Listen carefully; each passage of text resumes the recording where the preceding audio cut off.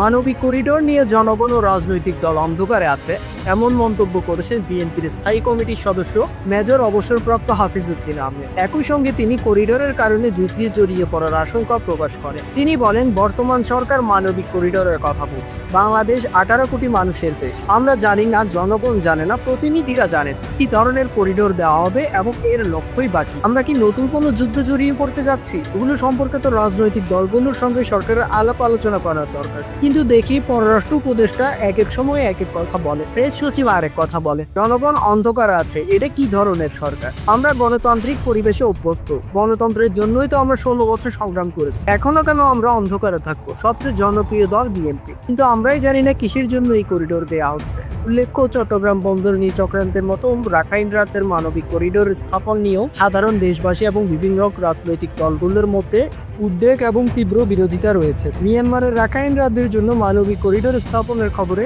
এবার উদ্বেগ প্রকাশ করেছে হেফাজতে ইসলাম বাংলাদেশ। সংগঠনটি বলছে, দেশের নিরাপত্তা, ধর্মীয় সম্প্রীতি ও ভৌগোলিক অখণ্ডতা জড়িত এমন কোনো বিষয়ে অন্তর্বর্তী সরকার যদি রাজনৈতিক ঐকমত্য ছাড়া কোনো সিদ্ধান্ত নেয়, সেটি মেনে নেওয়া হবে না।